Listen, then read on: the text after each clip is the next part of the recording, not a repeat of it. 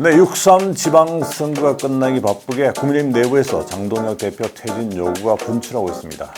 또 전당대회를 앞둔 민주당에서는 정청래 대표가 정권은 짧다는 아리송한 발언을 해서 역시 논란을 빚고 있는데요. 진담승부 오늘도 홍석준 전 국민의힘 국회의원과 함께 지방선거 후 불거지고 있는 여야 지도부에 대한 공세와 투표용지 부족 사태 등을 짚어보겠습니다. 어서 오십시오. 안녕하십니까. 여론조사에서 국민의힘 지지율이 최근 들어서 상당히 오래됐죠. 근데 민주당을 앞섰습니다. 어떻게 분석하십니까? 예, 국민의힘이 한 1년 반 만에 그 여론조사에서 민주당을 앞선 결과가 지금 나오고 있습니다. 저는 두 가지라고 보는데요. 첫 번째는 지방선거 결과라고 봅니다.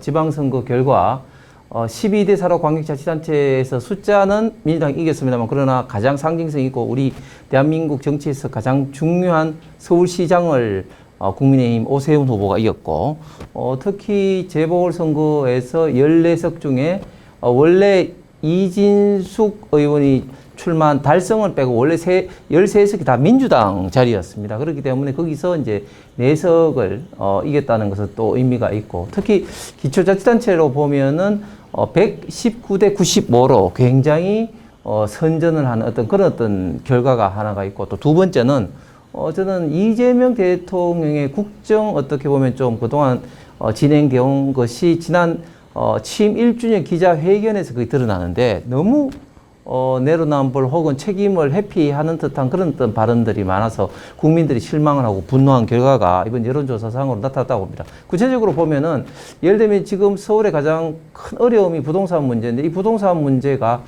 마치 전세가 나쁘고 사금융이고 전세가 없어지는 것이 정상화 과정이다 이런 식으로 이야기하는데 전혀 동의하지 않는 게 저도 뭐 잠실에서 전세를 살고 있습니다만 집주인이 언제 월세로 바꿀까 걱정을 하고 있습니다. 그만큼 전세난 특히 그 청년들과 서민들에게는 굉장히 이게 좀 문제가 되고 고통을 주고 있는 것이고 환율 문제 마찬가지입니다.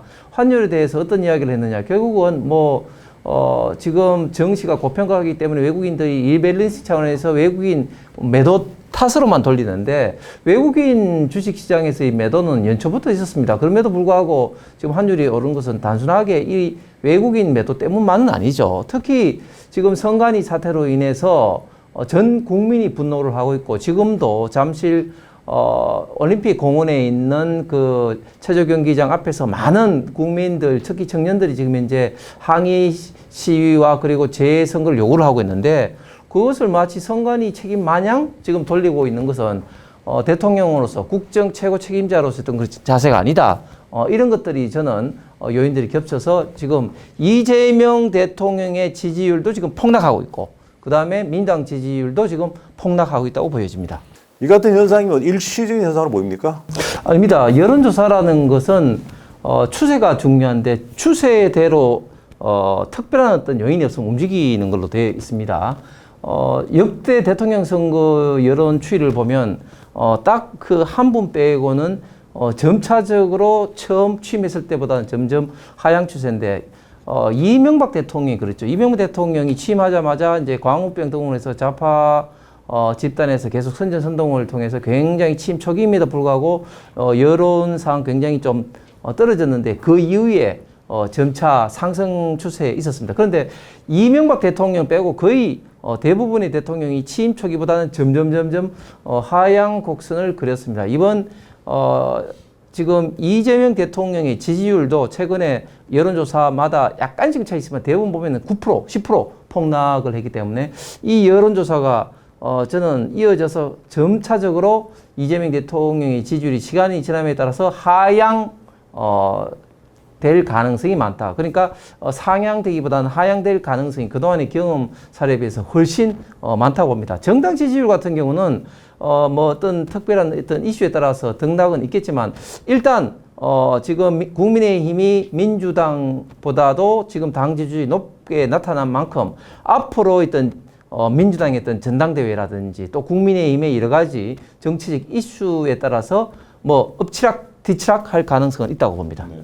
추세적으로 보면은 국민의힘은 상승, 민주당 하강 곡선을 그릴 것이다. 그런 예측이신데, 근데 지금 국민의힘 내부부 사정을 보면은 우재준 최고위원이죠.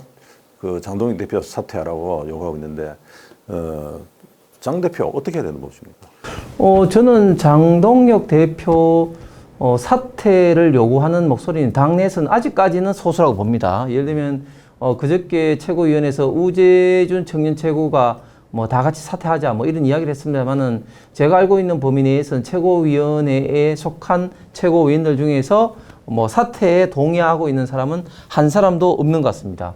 선출직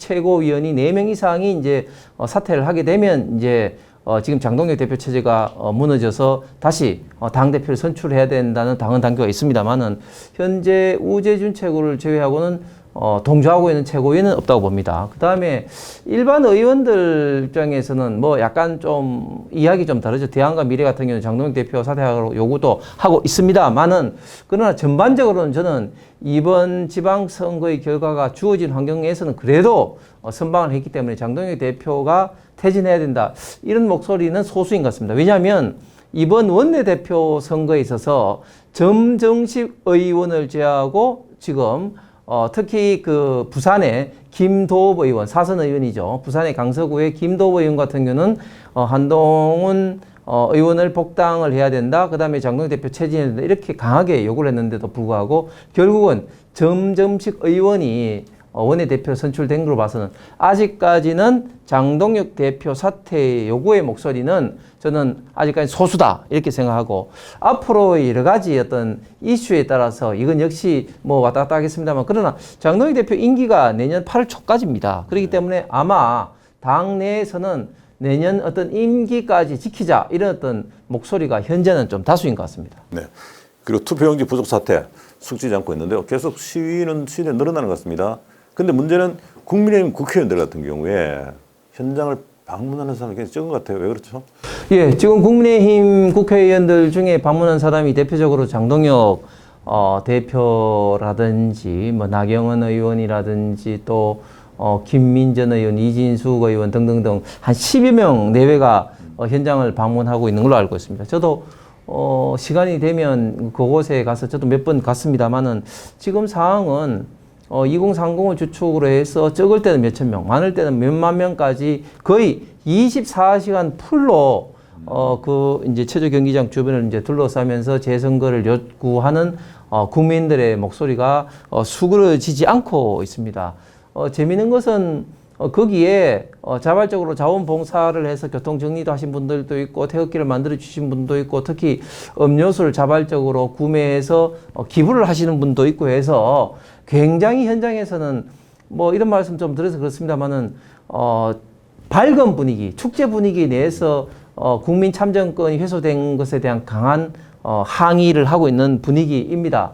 그런데 이것에 대해서 지금 국민의힘 좀 내부에서는 이게 또 부정선거와 좀 뭐 맞물려 가는 것이 아닌가 하는 우리의 목소리도 적지 않습니다. 그러다 보니까 현장을 방문하지 않는데 현장을 방문하지 않는 사람들 중에 특히 잠실을 선거구로 하고 있는 송파구의 의원들, 배인진 의원이라든지 박정훈 의원에 대해서는 굉장히 지금 비난의 목소리도 크고 특히 배인진 의원 같은 경우는 국민의힘 의원들 그 단톡방에 뭐 소요라는 그 표현 쓰기 때문에 융단 폭격도 받았지만 또 최근에 일본에 그냥 출장을 갔습니다. 이런 것을 두고도 굉장히 지역 내에서 당 내에서 비판을 많이 받고 있습니다.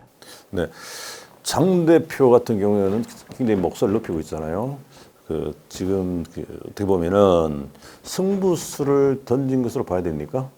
그렇죠. 지금 모든 국민들이 여야 할 것 없이 일단 이번 선관위의 투표용지 공급 부족 사태에 대해서는 다들 분노하고 어떻게 21세기 대한민국에 이런 일이 일어났겠느냐 하면서 굉장히 지금 현재 비판을 하고 있는 거 아니겠습니까? 그런데 알고 보니까 지금 선관위는 이런 어떤 문제 이전에도 예를 들면 뭐 소쿠리 문제라든지 또 친인척 채용 문제라든지 이런 걸로 엄청나게 비판을 받았는데 이번 투표용지 공급 사태는 뭐 그 이전의 문제와는 차원이 다른 더 훨씬 근본적인 심각한 문제인데 이거 말고도 지금 엄청나게 지금 문제가 많이 있죠. 대표적으로 예를 들면 뭐 쌍둥이 투표를 해서 사전 투표가 동일한 지역이 계속해서 나타나고 있고 또 심지어 이 사전 그 투표를 중심으로 해서 투표 있던 분류기 개수기의 이런 잘못된 이런 어떤 그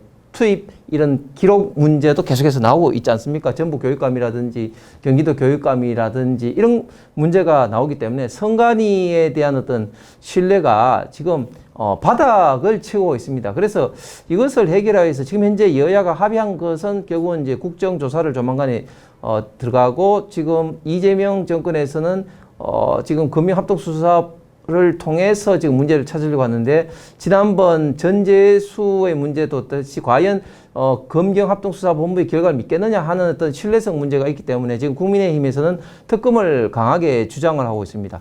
이런 어떤 결과에 따라서 지금 뭐 구체적으로 대응을 또 해야 되겠지만 그럼에도 불구하고 지금 현재 많은 국민들, 특히 2030을 중심으로 해서 청년 세대들은 강하게 지금 현재 재선거를 주장을 하고 있습니다. 법적으로 이게 가능하냐 이런 어떤 문제와는 별도로 지금 정치적으로는 야당으로서는 재선거를 주장을 하면서 특히 국정조사와 특검으로 인한 이런 어떤 문제점을 가지고 강하게 지금 그 전국을 주도해야 된다는 이런 입장에서 장동혁 대표 입장에서는 지금 재선거를 강하게 주장하고 있는데 당 내에서는 여기에 대해서 또 우려의 목소리 있는 것도 사실입니다. 재선거 정말 가능할 수 있습니까? 지금 법적인 문제하고 정치적인 문제하고 좀 나눠서 생각해 볼 필요가 있는데요. 법적으로 재선거를 이제 하는 것은 이제 세 가지 방법이 있습니다. 하나는 법원 결정에 의해서, 그 다음에 또 소청에 의해서, 그 다음에 그 중앙선관위가 하위선관위의 결정에 대한 취소 처분에 의해서 움직일 수가 있습니다. 지금 소청도 뭐 수십 건이 지금 이제 들어가고 있고 한데, 그런데 지금 현행 법상에 있던 문제점은 뭐냐면 설사 문제점이 있다 할지라도 그 문제로 인해서 당락이 바뀌어져야 된다는 그런 어떤 것 때문에 과연 재선거를 할 수 있겠느냐 이런 어떤 문제가 있습니다. 그런데 지금 서울시장 선거 같은 경우는 오세훈 후보의 어떤 그런 어떤 문제뿐만 아니라 이번에는 지방선거이기 때문에 송파구청장이라든지 특히 시의원, 구의원 이렇게 많은 사람이 지금 그 관계되어 있기 때문에 특히 시의원, 구의원은 이번 사태로 인해서 충분히 바뀌어질 여지도 있습니다. 또 문제는 뭐냐면 지금 송파구 잠실 7동의 투표구의 문제뿐만 아니라 지금 강남이라든지 송파를 중심으로 해서 투표용지가 부족한 지역은 오래 기다리다 못해 돌아가신 분들도 꽤 있는 걸로 지금 알려지고 있습니다. 지금 얼마나 많은 사람들이 돌아갔는지에 대해서도 지금 잘 모릅니다. 그래서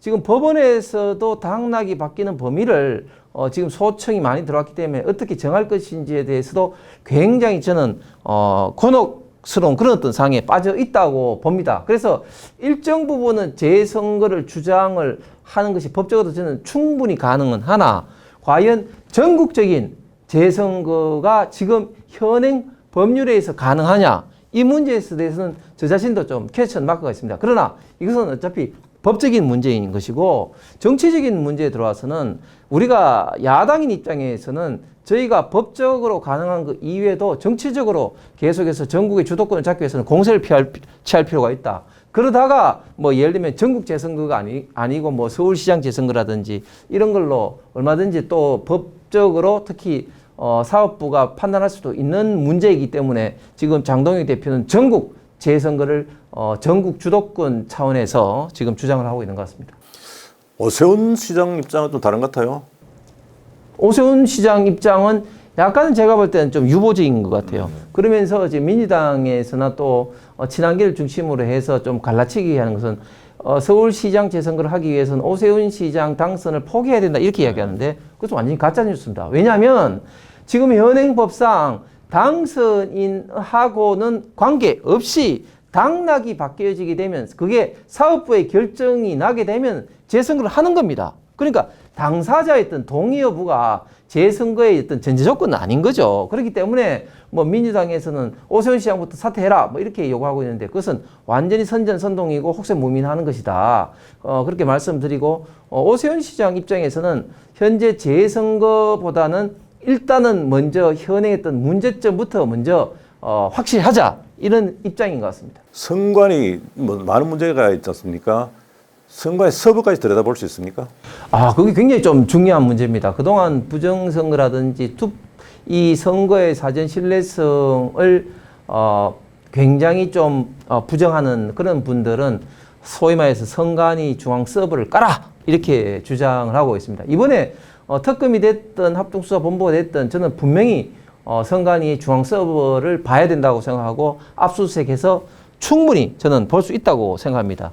어젠가 그저께인가요? 지금 금융합동수사본부가 선관위를 지금 압수수색을 하고 있는데 중앙이 서버를 분석을 하면은 예를 들면 사전투표와 이 본투표의 차이, 특히 지역별로 사전투표가 이번에 소위 말해서 쌍둥이 투표라는 이름으로 동일한 그런 사례가 제가 볼 때는 굉장히 많지 않을까 생각합니다. 그렇게 되면 이번 선거뿐만 아니라 그 전의 선거에 있어서도 굉장히 신뢰성에 대해서는 엄청난 문제 제기가 가능하기 때문에 이번에 수사가 중요한 것이 방금 말씀하셨던 중앙 서버뿐만 아니라 선관위를 전면적으로 수사를 하다 보면 정말 제가 볼 때는 상상도 초월할 여러 가지 좀 문제점들이 많이 드러날 것 같습니다. 그런데 그런 조사를 하는 데 있어서 현행 법상 문제는 없습니까? 없습니다. 당연히 문제 없죠. 당연히 문제 없죠. 지금 뭐 그게 특검이든 합동수사본부든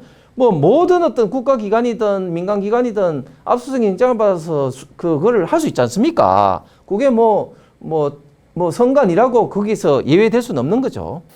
그럼 왜 윤석열 대통령 그때 그렇게 안 했습니까? 아니 그때는 압수수색을 할 명분이 없었잖아요. 지금은 투표용지 공급 부족이라는 정말 전 국민이 공분하는 이런 이슈가 터졌기 때문에 지금 법원에서도 이런 압수수색을 해야 된다는 그런 것 때문에 압수수색 영장을 발급하지 그때는 압수수색 영장을 발급하기가 어렵습니다. 특히 잘 아신 것처럼 선관위는 어떻게 구성됐습니까? 중앙선관위가 이제 9명으로 중앙선관위원이 구성되어 있는데요. 대통령이 3사람, 국회가 3사람, 그 다음에 대법원장이 3사람을 추천합니다. 그래서 9명이 호선으로 뽑히는데 통상적으로 선임 대법관이 뽑히기 때문에 바로 직전에는 김명수 원장에서 추천된 노태학 대법관이 선관위원장을 했습니다. 그 다음에 각 그 시도 선관위 또 시군 선관위로 되는데 거기 선관위원장이 전부 다 보면 법원장 아니면 지원장입니다. 그렇기 때문에 사실상 선관위와 법원은 한 몸이라고 해도 과언이 아니거든요. 그러다 보니까 선관위에 대한 압수수색 영장 발급은 굉장히 어렵습니다. 이번 좋은 길을 만났네요. 그렇습니다. 그리고 지금 나온 이야기 중에 하나가 사전투표 제도를 폐지해야 된다. 이런 주장이 나오는데 어떻게 전망하십니까? 저는 쉽지는 않겠지만 저는 사전투표에 대해서 우리가 다시 한번 좀 생각을 해봐야 됩니다. 저 역시 사전투표를 폐지해야 된다는 그런 입장인데 자, 사전투표 제도가 언제 들어왔냐면 2014년 선거법이 개정되면서 2016년도부터 시행되고 있습니다.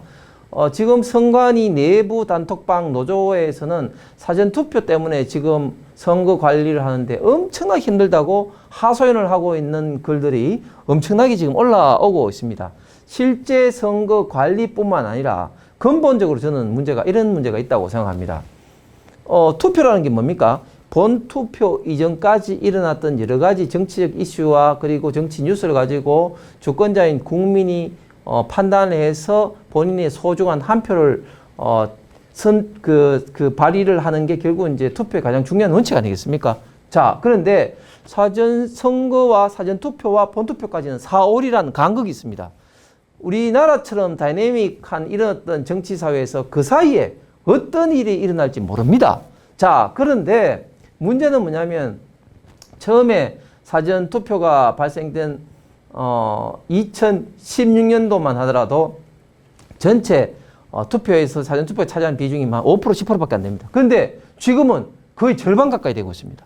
앞으로 아마 사전투표가 더 많이 늘어날 겁니다. 이제 획두독입니다. 획두독. 자, 이렇게 되면 이제는 본투표가 형해할 가능성이 있는 겁니다. 그래서 사전투표가 투표율을 높이기 위해서 만들어진 제도인데 이게 5%, 10%일 때까지는 큰 문제가 없지만 지금 본투표의 절반 가까이 되고 앞으로 투표율이 사전투표가 차지한 비중이 더 크면 클수록 이 투표의 원칙이 저는 훼손이 된다고 봅니다. 그렇기 때문에 저는 사전 투표 관리하기도 힘들고 또 관리 비용도 많이 드는 사전 투표보다는 투표율을 높이기 위해서 본 투표의 시간을 더 늘리는 방향으로 가는 것이 저는 이 투표 제도의 선거 제도의 신뢰성을 높이기 위해서 저는 그게 바람직하고, 특히 사전 투표를 채택하고 있는 국가가 생각보다 많지 않습니다. 그렇기 때문에 사전 투표 제도는 정말 이번에 다시 한번 생각해 볼 필요가 있다고 봅니다. 근데 여당이 동의해 주겠습니까? 그러니까 그거는 이제 여당은 지금 현재 동의는 쉽지 않겠지만 어쨌든 국민적인 이런 어떤 논의, 공론화 과정이 저는 필요하다 봅니다. 네. 민주당 이야기 한번 해보죠. 8월 전당대회 앞두고 내분 양상 심각한데요. 정청래 대표가 묘한 말을 했습니다. 정권은 짧다. 배경이 뭡니까? 뭐 정청래 대표가 국민은 영원하고 정권은 짧다고 말했는데, 뭐 쉽게 말해서 자, 이재명이 한판 이제 뜨자, 한판 붙어보자 하는 선전포고인 거죠. 자, 원래 정청래 대표가 이재명 대통령을 굉장히 싫어했습니다. 2018년도, 2019년도에 유튜브라든지 각종 자료도 보면 어떤 자료가 많이 뜨냐면은 정청래 대표가, 당시는 정청래 의원이었죠. 저는 이재명 꼴도 보기 싫어요 하면서 하는 이야기가 대장동 등에 있던 문제가 터져서 우리가 디펜스 하게 돼. 저는 그래 하기 싫어요. 뭐 디펜스 하기 싫어요. 꼴도 보기 싫어요 하면서 이런 어떤 문제도 지저분하지만 형수하고 욕설, 인격적인 그런 어떤 문제도 있고, 저는 이재명이라는 사람 꼴도 보기 싫어 이런 식으로 활동까지 할 이야기 할 때까지 굉장히 사이가 안 좋습니다. 당시에 친문들의 대표적인 입장이 저는 정청래 의원과 당시에는 거의 비슷해졌다고 봅니다. 그런데 그 이후에 이재명 대통령이 당대표가 되고 또 공천권을 지니까 어쩔 수 없이 정청래 의원도 거기에 공천권을 받기 위해서 소위 말해서 복종하고 수릴 수밖에 없었죠. 이번에 지난번에는 이제 당대표 선거할 때 이재명 대통령인 박찬대 후보를 의원들의 싸움에서는 압도적으로 밀렸습니다만 당헌 싸움에서 압도적으로 이겨가지고 예상외로 낙승을 했습니다. 그런데 이번 8월 17일 날 민주당 전당대회에서 뽑혀지는 당대표는 굉장히 중요합니다. 왜냐하면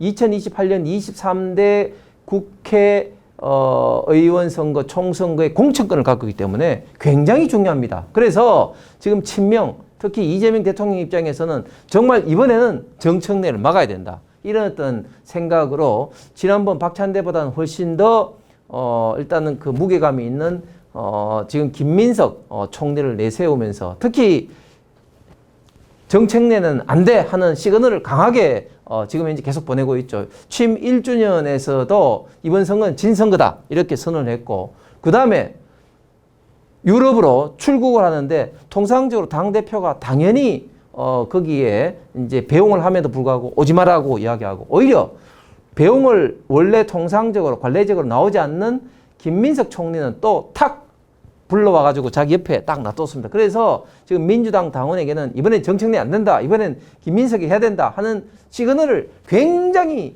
강하게 줬습니다. 그러니까 정청래 대표 입장에서는 정말 스트레스도 받고 하니까 그때 출국할 때 전북으로 가가지고 고창 선운사라든지 사찰 돌면서 정말 받은 스트레스를 좀 달래기 위해서 마음의 수양을 하면서 다음날 최고위원회에서 나온 말이 바로 그 말입니다. 국민은 영원하고 정권은 짧다. 근데 이 말을 정청래가 이번에 처음 한 말도 아니고 2015년, 16년, 19년 네 번째 한 말이거든요. 그래서 정말 압축적으로 이야기하면 이제 이재명 대통령과 이번 전당대회에서 한번 제대로 붙어보겠다. 내가 이것을 역경을 뚫고 이겨가겠다 하는 선전포고인 것 같습니다. 맞짱 뜨자는 선전포고다. 근데 조금 전에 말씀하셨듯이 김민석 총리를 청와대에서는 대항마를 내셨잖아요. 결과를 한번 점쳐보시겠어요? 결과를 저는 예단하기는 쉽지 않을 것 같습니다.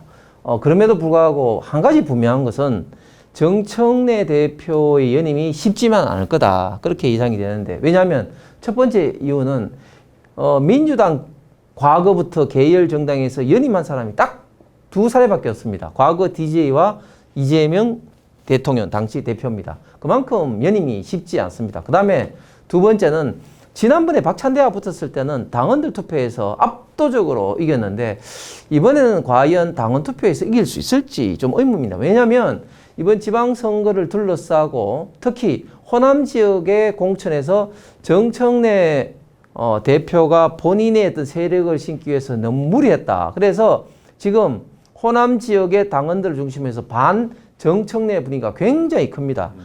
지금 민주당 당원들이 거의 한 200만 정도 되는데 민주당 당원들의 가장 큰 비중을 차지하고 있는 게 아무래도 호남 아니겠습니까? 그런데 호남 같은 경우는 김관영 아직까지는 지사죠. 김관영 전북지사, 그 다음에 김영록 전남지사를 중심으로 해서 반정청래 분위기가 굉장히 강합니다. 그래서 당원 투표에서 지난번처럼 크게 격차를 저는 벌릴 수가 없다고 봅니다. 그렇기 때문에 지난번 선거보다는 정청래 대표 입장에서는 정말 훨씬 어려운 상대, 훨씬 거칠고 험한 파도를 만났다고 봅니다.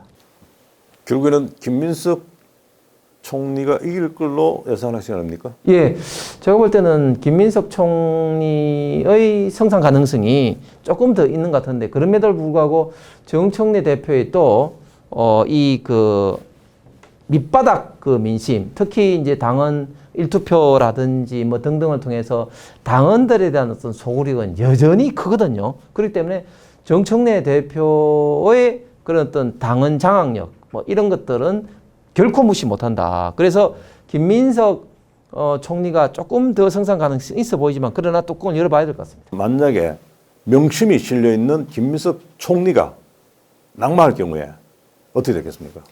예, 저는 만약 8월 17일 전당대회에서 정청래 대표가 이긴다, 김민석 총리가 이기면은 그 즉시 이재명 정부, 이재명 대통령 레임덕이 시작된다고 봅니다. 왜냐하면 이재명 대통령이 이렇게 완전히 진짜 있는 힘껏 지금 밀고 있는 지금 김민석 총리가 지금 떨어지게 된다면은 정청래 대표 입장에서 어떻게 됩니까? 이제는 이제 막 자기 마음대로 막 하는 겁니다. 그래서 다음 총선에서도 자기 마음대로 이제 공천을 하게 되고 특히 이재명 대통령의 공소 취소라든지 가장 핵심적인 아킬레스건을 어떻게 보면 본인이 발목을 잡아서 본인의 정치적 영향력을 계속해서 확장하려는 그런 어떤 시도를 보일 거기 때문에 이재명 대통령의 레임덕은 곧 다가온다.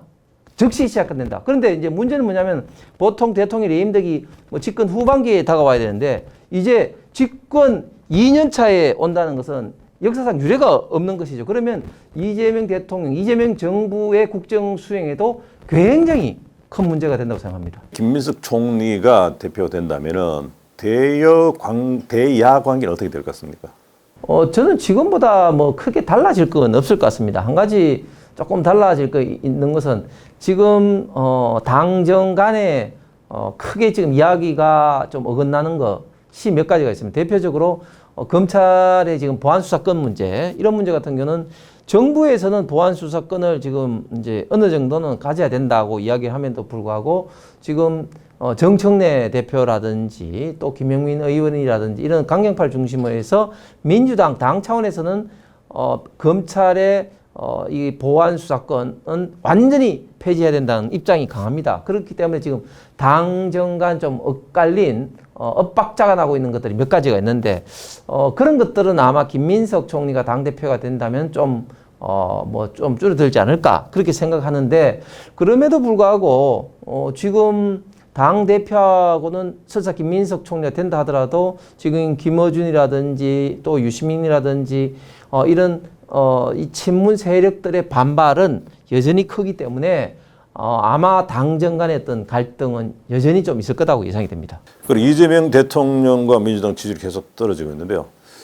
이런 추세가 하반기 국정 운영에 좀 발목이 잡히지 않을까요? 그렇죠. 아무래도 결국은 대통령과 집권 여당의 지지율이 결국은 국정 수행에 엄청난 영향이 될 수밖에 없는 것이죠. 왜냐하면 뭐 올해 지나면은 사실은 이제 2028년도 총선이 곧 다가오기 때문에 지금 국회의원들 입장에서는 다음 총선을 다 같이 생각을 해야 되고 걱정을 해야 되거든요. 그런데 계속해서 지지율이 떨어진다면은 우려가 될 수밖에 없는데 아마 당대표 선거 끝나고 난 다음에 가장 큰 이슈가 이재명 대통령 본인의 이 공소 취소 문제일 겁니다. 취임 1주년에도 이재명 대통령 공소 취소할 것을 분명히 지금 현재 다짐을 했기 때문에 만약에 공소 취소를 계속해서 밀어붙이게 된다면 저는 국민들의 어떤 반발, 분노는 더 커질 수밖에 없고 그로 인해서 이재명 대통령 본인의 지지율과 집권 여당 민주당의 지지율은 더 떨어질 수밖에 없다고 보기 때문에 과연 이렇게 폭락하고 있는 상황에서 과연 계속해서 추진할 수 있을지 뭐 그런 중요한 어떤 이슈에 국정 수행하는 데는 낮은 지지율은 굉장히 큰 어려움으로 다가올 것입니다. 네, 오늘도 시원한 해설 감사합니다. 감사합니다.